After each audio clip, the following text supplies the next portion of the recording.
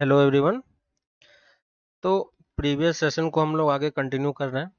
ठीक है, यहाँ पे हमारे पास एक फंक्शन दिया हुआ है F X equal to sine of, और अंदर में लिमिट है, limit X tending to 0 to pi by X and cot inverse of x by T square. ठीक है, और ये लिमिट टी पे है, एक्स पे नहीं है। ठीक है, अब देखो लिमिट है क्योंकि, तो ये वाला पार्ट पे तो कोई इफेक्ट नहीं हो रहा है, जिसको हम बाहर निकाल सकते हैं। ठीक है, तो अगर हम सिर्फ इस वाले पार्ट को ध्यान दें, सिर्फ अंदर वाले पार्ट को मैं चेक करें, तो ये वाला पार्ट देखो क्या हो रहा है, limit T tending to 0 to pi by X को हमने बाहर निकाल लिया है ना, और सॉरी 2x बाई पाई है, 2x बाई पाई को हमने बाहर निकाल लिया।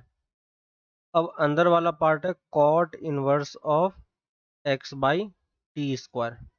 ठीक है, कॉट का कर्व आपको याद हो अगर, ठीक है, तो कॉट का कर्व किस टाइप से होता है, ऐसे मूव करता है ना, ये इस तरीके से मूव कर रहा है।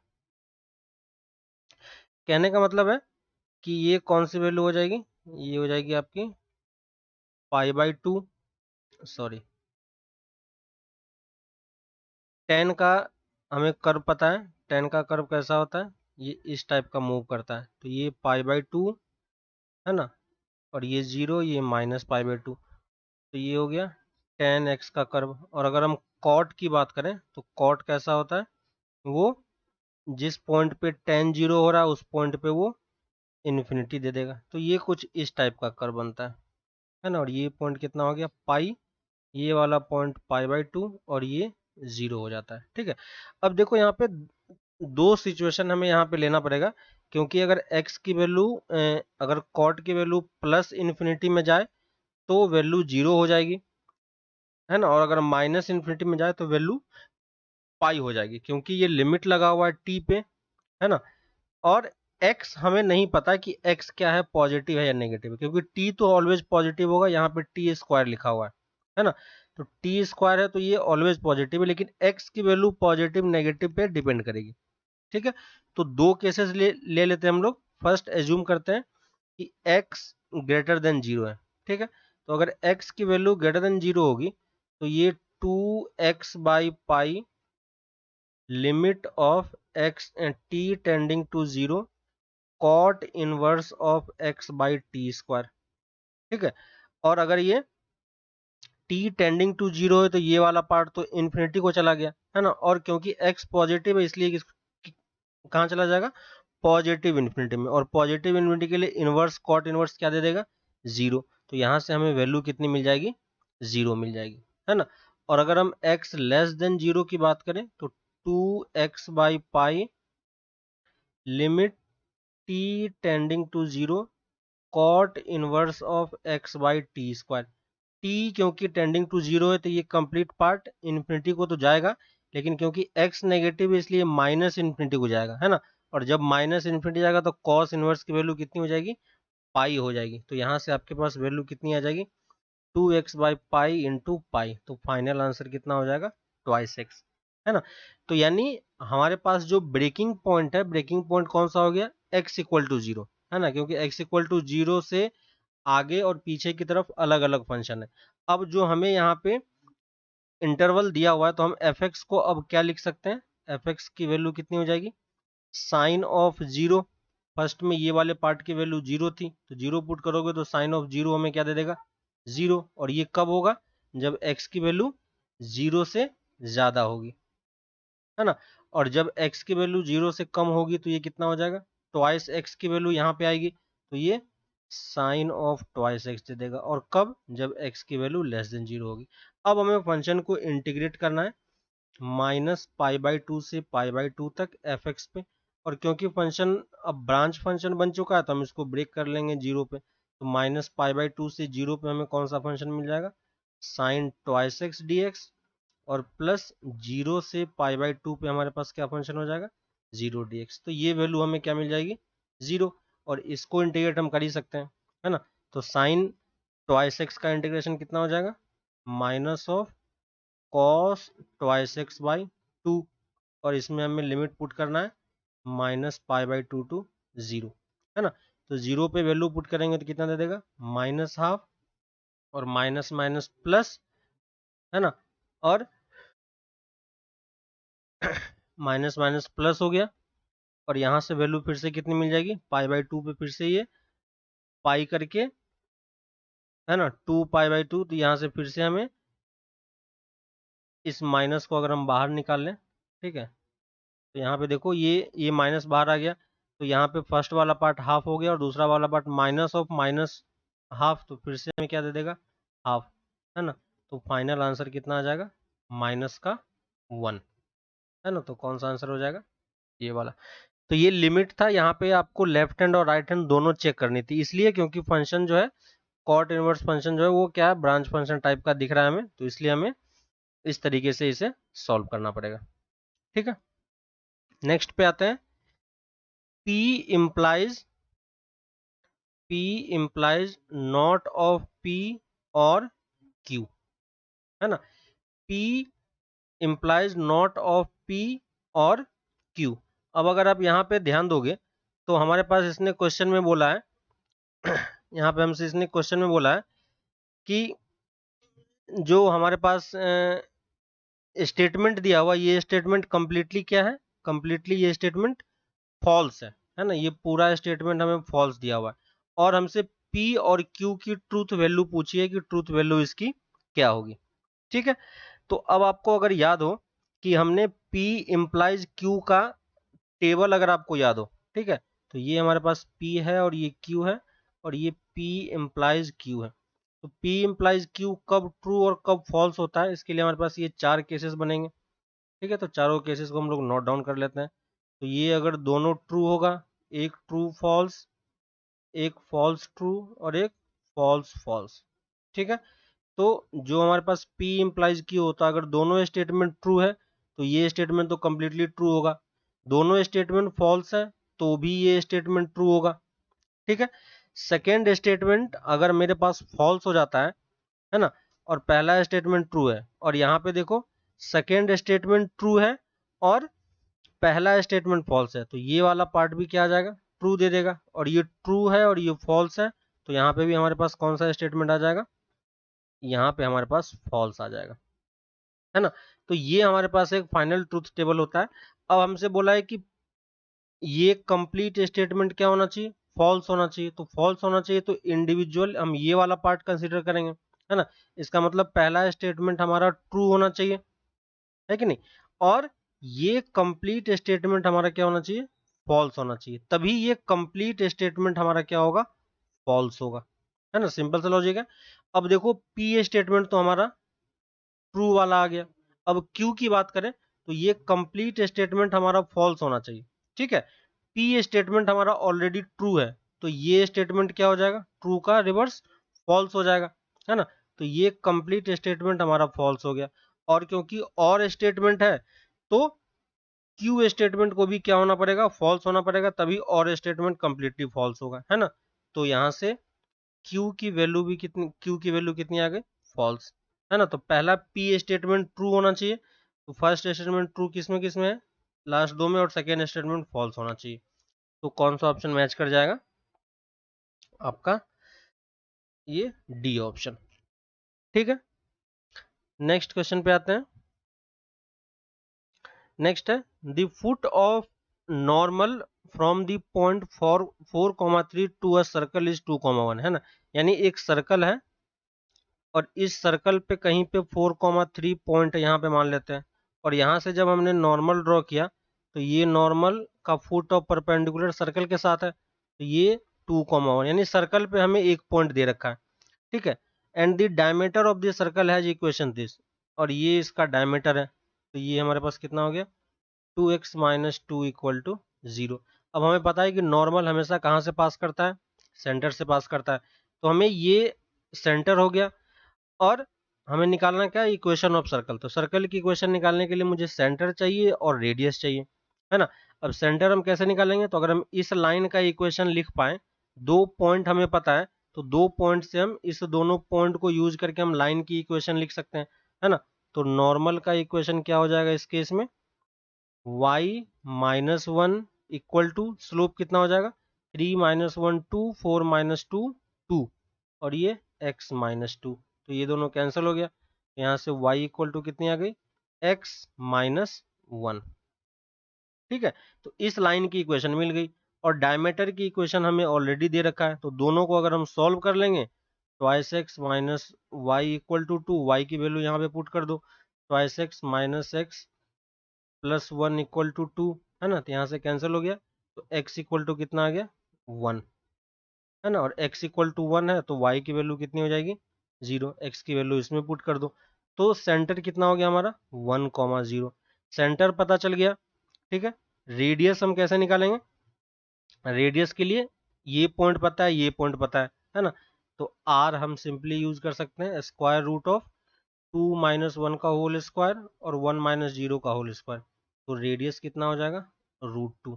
ठीक है, तो रेडियस हमें पता चल गई, सेंटर पता चल गया, हम इक्वेशन लिख सकते हैं, तो इक्वेशन क्या हो जाएगा x माइनस 1 का whole square plus Y square equal to 2, solve कर लो, X square plus Y square minus twice X plus 1 और ये इस तरफ आके माइनस 1 दे देगा, है ना, तो कौन सा ऑप्शन मैच कर जाएगा, सी ऑप्शन। ठीक है, नेक्स्ट क्वेश्चन पे आते हैं। नेक्स्ट हमारे पास इफ x इज रैशनल और हमारे पास ये इक्वेशन दिया हुआ है, तो इसने पूछा है कि x की हर एक वैल्यू का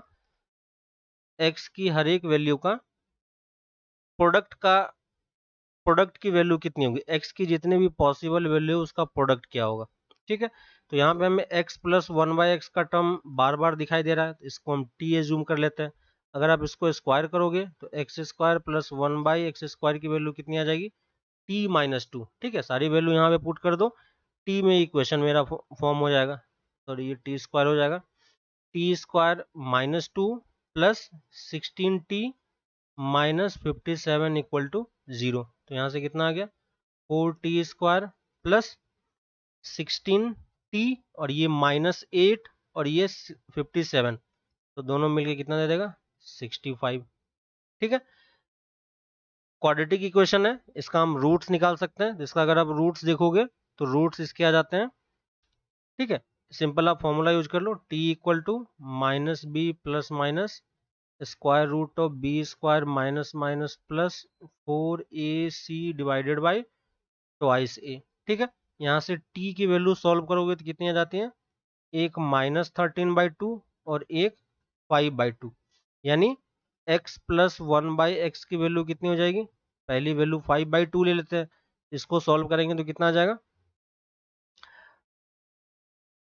मल्टीप्लाई कर दो, twice x square plus 2 equal to 5x, है ना, तो twice x square minus 5x plus 2 equal to 0। ठीक है, इसके सॉल्यूशन क्या हो जाएंगे, इसका सॉल्यूशन हो जाएगा, देखो यहाँ पे फैक्टर हमें दिख रहा है, तो फैक्टर इसका कितना हो जाएगा x minus 2 into twice x minus 1 equal to 0, यहाँ से x इक्वल टू 2 और x इक्वल टू हाफ, हमारे पास एक सॉल्यूशन आ गया। दूसरी वैल्यू ले लेते हैं x plus 1/x equal to minus 13/2। ठीक है, फिर से क्रॉस मल्टीप्लाई करेंगे, twice x square plus twice equal to minus 13x और ये इस तरफ आएगा तो क्या आ जाएगा x square plus 13x minus 2 equal to 0।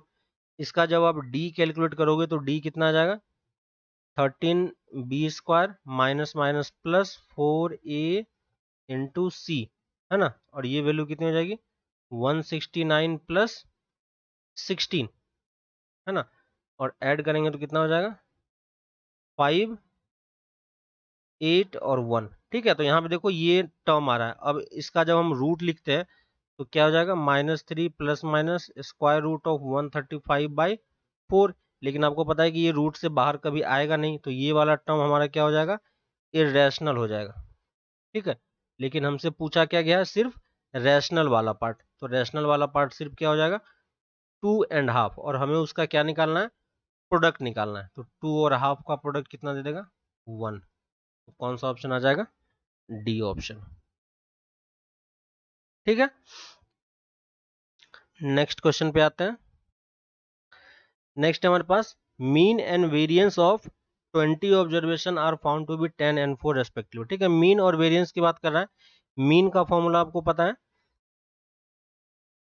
Mean क्या होता है, sigma x i, i equal to 1 to n, n की वैल्यू यहाँ पे 20 हो जाएगी, तो डिवाइडेड बाई 20, है ना। इसकी वैल्यू हमें कितनी दे रखी है, 10 दे रखी है।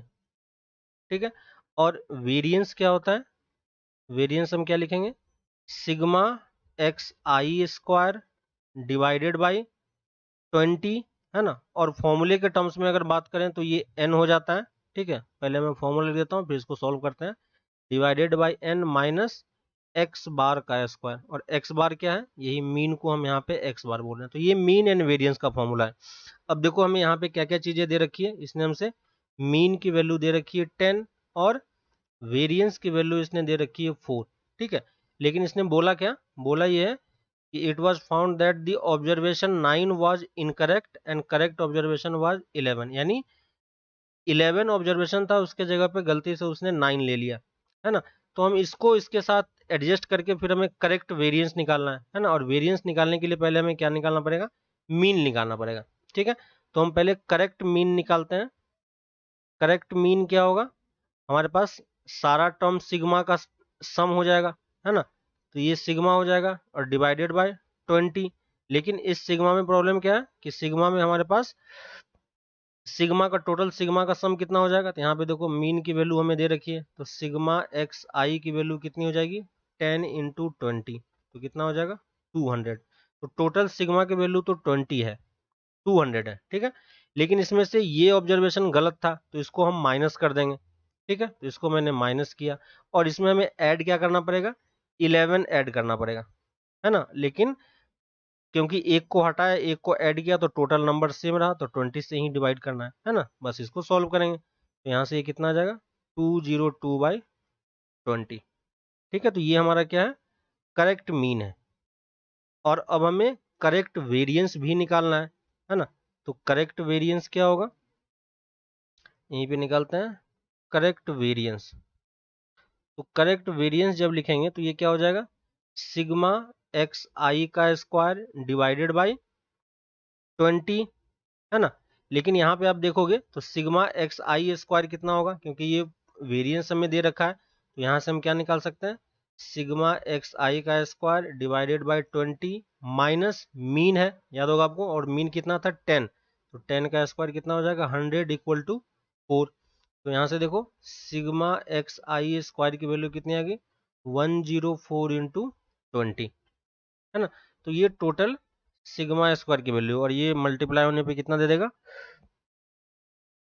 2080, है ना।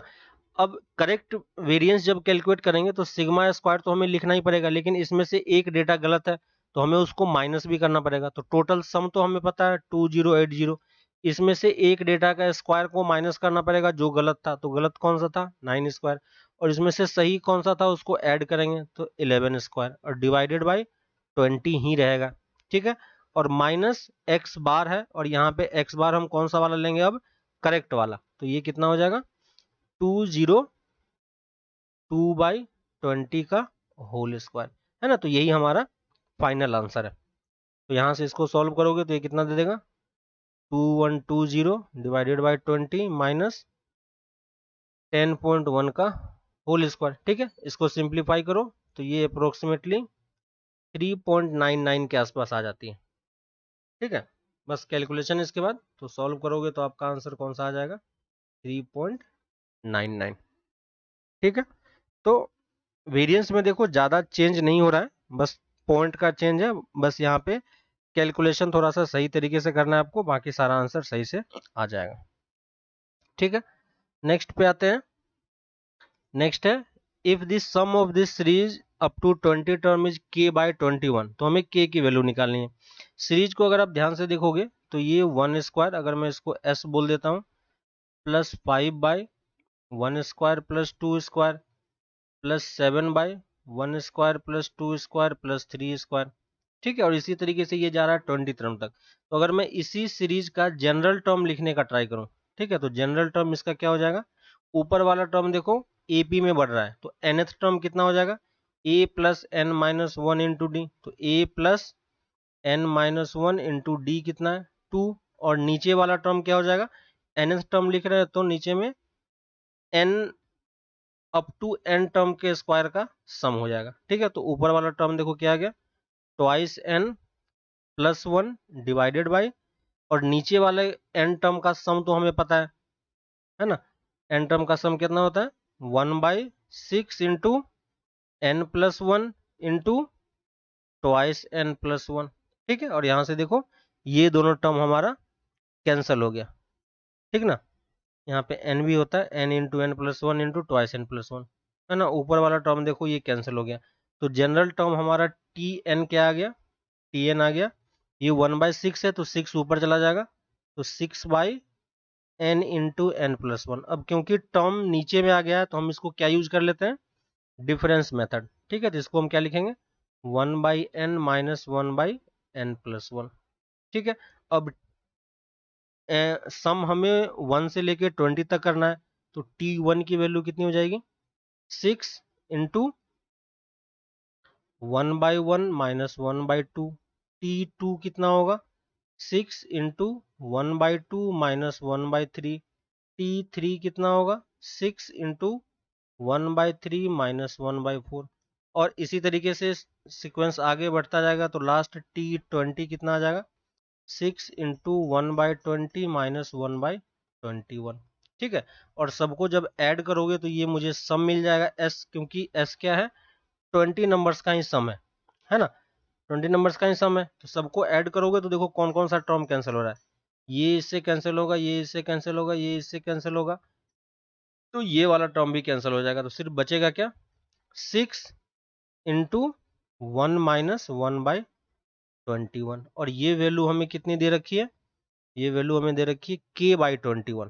ठीक है, ये हो गया हमारा k/21, इसको सॉल्व कर लो, तो k की वैल्यू किसकी इक्वल हो जाएगी, k की वैल्यू हो जाएगी 6 इंटू 20, कितना दे देगा 6 इंटू 20, तो ये कितना दे देगा 120 k की वैल्यू आ गई हमारे पास। ठीक है, तो यहाँ पे बस हमें डिफरेंस मेथड ध्यान देना है कि डिफरेंस मेथड किस तरीके से यूज हो रहा है, तो कौन सा ऑप्शन हो जाएगा 120। ठीक है, नेक्स्ट क्वेश्चन पे आते हैं।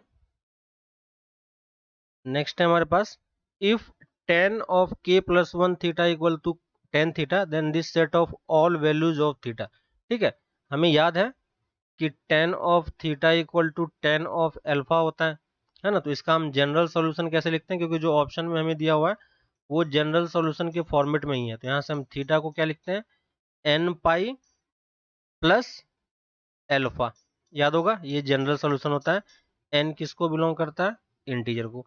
सेम चीज हम यहाँ पे भी अप्लाई करेंगे, तो tan of k plus one into theta equal to tan theta हो जाएगी, यहाँ से हम k plus one into theta को क्या लिख पाएंगे n पाई प्लस थीटा, और n किसको बिलोंग करेगा इंटीजर को, है ना। तो यहां से आप देखोगे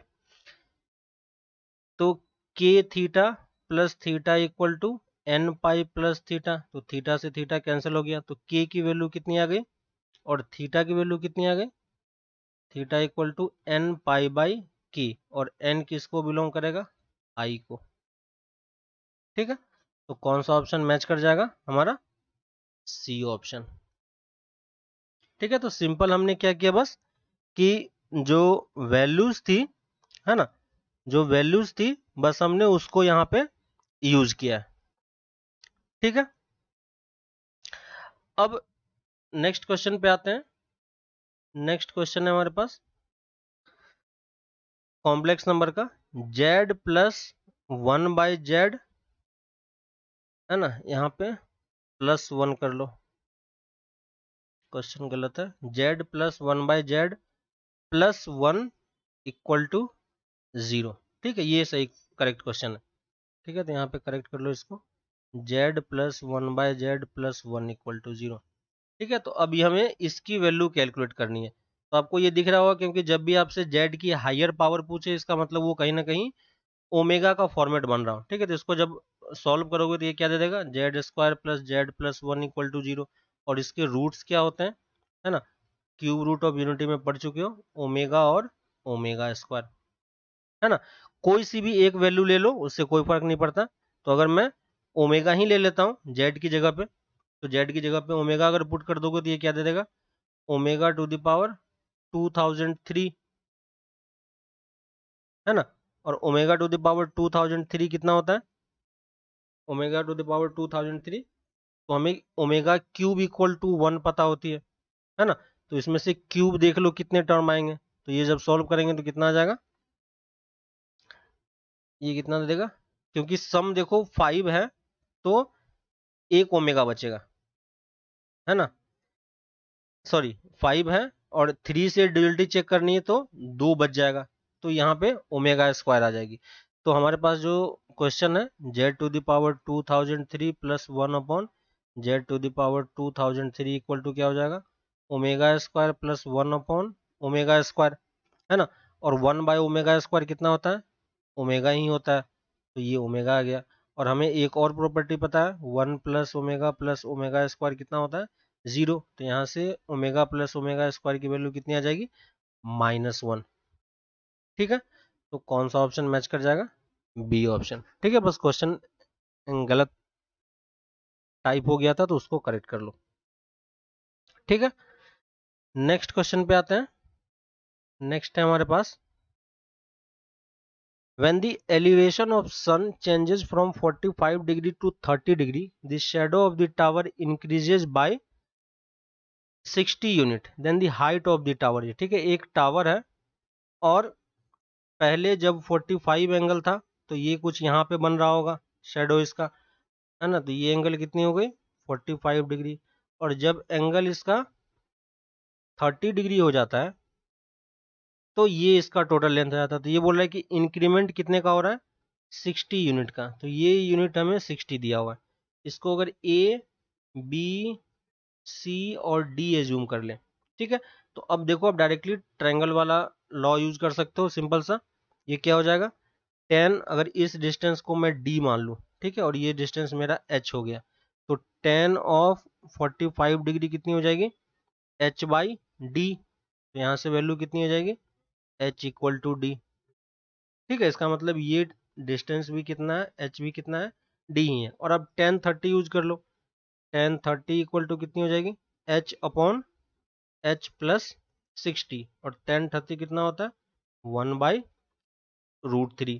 क्रॉस मल्टीप्लाई कर देंगे, √3h equal to H plus 60, है ना। तो यहाँ से देखो सॉल्व हो गया, कितना दे देगा, h इक्वल टू 60 अपॉन √3 - 1। इसको रैशनलाइज करेंगे तो ये कितना हो जाएगा, √3 + 1 ऊपर चला जाएगा और नीचे 2 आ जाएगा। तो ये कितना हो गया, 30 इंटू √3 + 1। तो कौन सा ऑप्शन मैच कर जाएगा, हमारा सी ऑप्शन। ठीक है, तो ये सिंपल सा हाइट एंड डिस्टेंस का क्वेश्चन है। एक क्वेश्चन आपका इसमें मेंस में रहता ही है। नेक्स्ट क्वेश्चन पे आते हैं। नेक्स्ट फिर से एक लिमिट का क्वेश्चन है। Limit x tending to infinity 3x - 4 upon 3x + 2 whole to the power x - 1/3। x tending to infinity पे पावर किसको टेंड कर रहा है, इन्फिनिटी को। और ये पूरा टर्म किसको टेंड कर रहा है, 1 को, है ना। तो ये किस फॉर्मेट का बन गया, है ना। तो सबसे पहले लिमिट में ये बताया था कि हमें इनडिटर्मिनेट फॉर्म चेक करना होता है कि ये कौन से फॉर्मेट का है। और 1 टू द पावर इन्फिनिटी के लिए हमारे पास एक स्पेशल फॉर्मूला होता है। तो ये क्या हो जाएगा, e to the power limit x tending to infinity, ये वाला पार्ट मल्टीप्लीकेशन में आ जाएगा। तो क्या लिखेंगे, x - 1/3। और इस फंक्शन में से मुझे 1 माइनस करना है, तो 3x - 4 अपॉन 3x + 2 -1, है ना। अब इसको बस सिंपली आप सॉल्व कर लो, आपका आंसर आ जाएगा। तो ये limit x tending to infinity, ये कितना हो गया, x - 1/3 पहले से था। और यहाँ पे देखो 3x कैंसिल हो जाएगा, तो ऊपर में -6 बच जाएगा और नीचे 3x + 2। है ना, 3x प्लस 2 आ जाएगा। अब यहाँ पे इससे ये दोनों टर्म कैंसिल हो गया, तो ये 2 टाइम्स कैंसिल हो गया, तो अब ये लिमिट क्या बन गई, limit e to the power limit x tending to infinity -2 को मैंने बाहर लिख लिया, तो ये कितना है x माइनस 1/3x प्लस 2। और ये वाला फॉर्मेट किस फॉर्मेट का, zero infinity by infinity format का है, तो यहाँ पे आप LH रूल इजिली लगा सकते हो। तो ये वैल्यू कितनी हो जाएगी, -2 इंटू ऊपर वाले का डेरिवेटिव 1 और नीचे वाले का डेरिवेटिव 3। तो फाइनल आंसर क्या हो जाएगा, e टू द पावर -2/3। ठीक है, तो कौन सा ऑप्शन मैच कर जाएगा, e to the power -2/3, b option. ठीक है, तो इस तरीके से आप ये सारे क्वेश्चंस कंप्लीट कर सकते हो, कोई प्रॉब्लम नहीं है। ठीक है, तो आज हम लोग यहीं तक रख रहे हैं, आगे हम लोग इसको फिर कंटिन्यू करेंगे। इसके अलावा अगर आपको कोई डाउट है किसी चैप्टर में पर्टिकुलर पार्ट में तो आप बता सकते हो। अभी तक जो हम लोग सीरीज चला रहे हैं क्वेश्चन का, इसमें से अगर किसी पार्ट में प्रॉब्लम हो रही है तो वो भी आप पूछ सकते हो। ठीक है, क्वेश्चन नंबर सबका मेंशन है, बस आप क्वेश्चन नंबर बता दो तो उससे भी उसको फिर से हम लोग डिस्कशन कर लेंगे। ठीक है, तब तक आप आगे प्रैक्टिस करते रहो, फिर हम लोग इसको नेक्स्ट क्लास में यहीं से आगे कंटिन्यू करेंगे। ठीक है, चलो बाय।